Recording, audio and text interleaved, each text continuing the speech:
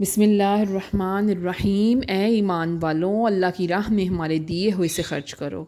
اور اس دن سے پہلے یعنی قیامت سے پہلے جس دن نہ کوئی خرید و فروخت ہوگی اور نہ کوئی دوستی نبھائے گا، نہ شفاعت اور محبت کی جائے گی، اور کافر ہمیشہ ظالم ہی رہیں گے۔ کافروں کو ظالم اس لیے کہا گیا کہ انہوں نے دنیا کی زندگی میں آخرت کے لیے کچھ نہ کیا اور دنیا طلبی میں ہی محو ہو کے رہ گئے، اتنا محو ہو کے رہ گئے کہ انہوں نے خود پر ظلم کیا، اور بروز قیامت اب وہ پچھتائیں گے، کیونکہ اب کچھ بھی نہیں ہوگا، نہ ان کی کوئی سفارش کرے گا، نہ کوئی ان سے دوستی نبھانے آئے گا، نہ کوئی ان سے محبت لٹانے آئے گا،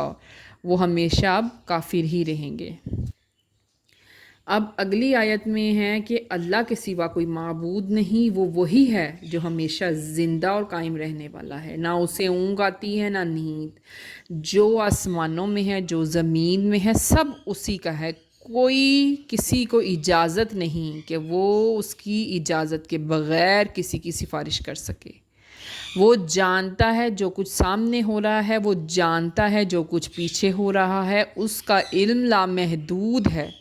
وہ جسے چاہے علم سے نوازے۔ آسمانوں اور زمینوں میں اس کا تخت لگا ہے، اور جو آسمانوں اور زمین میں موجود ہے وہ سب اس کی حفاظت میں ہے، اور وہ بلند بڑائی والا ہے، بلند مرتبے والا ہے۔ اب اگلی آیات میں دین کے متعلق فرمایا جا رہا ہے کہ دین میں رب تبارک و تعالیٰ نے کوئی زور زبردستی کا حکم نہیں دیا۔ جب سیدھی راہ والے گمراہ کرنے والے راستے سے واضح اور روشن ہو گیا تو ہر کافر پر ایمان لانا ضروری ہوگا، جبکہ کفر و ضلالت ایمان و ہدایت کی روشنی میں واضح ہو گیا تو اسے اسلام و ایمان قبول کر کے محکم گرہ تھامنا لازم ہے، مضبوطی سے اس رسی کو تھامنا ضروری ہو گیا۔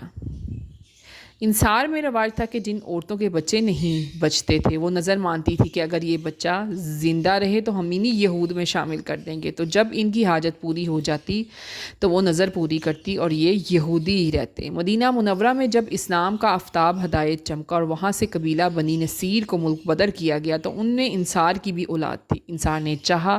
کہ ان کو نہ جانے دے کیونکہ یہ اولاد اور بھائی بھتیجے ہیں، تو اس وقت یہ آیت نازل ہوئی کہ اختیار دے دیا گیا کہ دین میں کوئی زور زبردستی نہیں، اگر وہ چاہیں تو ایمان لے آئیں اور مدینہ میں ہی رہیں، اور چاہیں تو اپنے کفر پر قائم رہیں اور یہاں سے نکل جائیں۔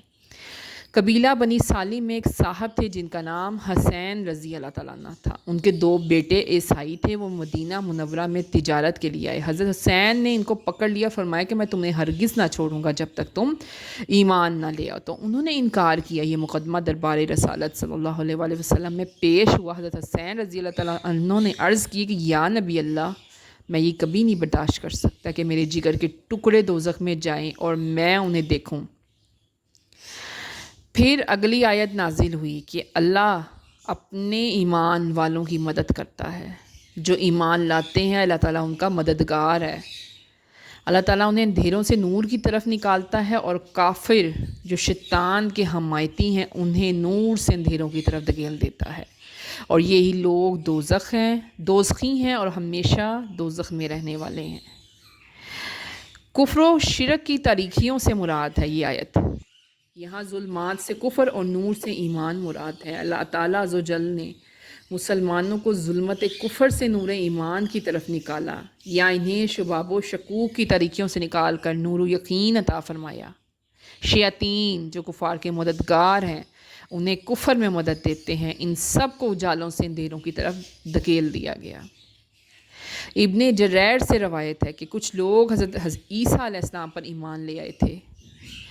کچھ لوگ منکر تھے۔ جب حضرت نبی آخر الزمان صلی اللہ علیہ وآلہ وسلم مبعوث ہوئے تھے، جو لوگ حضرت عیسیٰ علیہ السلام کے منکر تھے وہ آپ پر ایمان لے آئے، اور جو لوگ حضرت عیسیٰ علیہ السلام پر ایمان رکھتے تھے وہ آپ کے منکر ہو گئے۔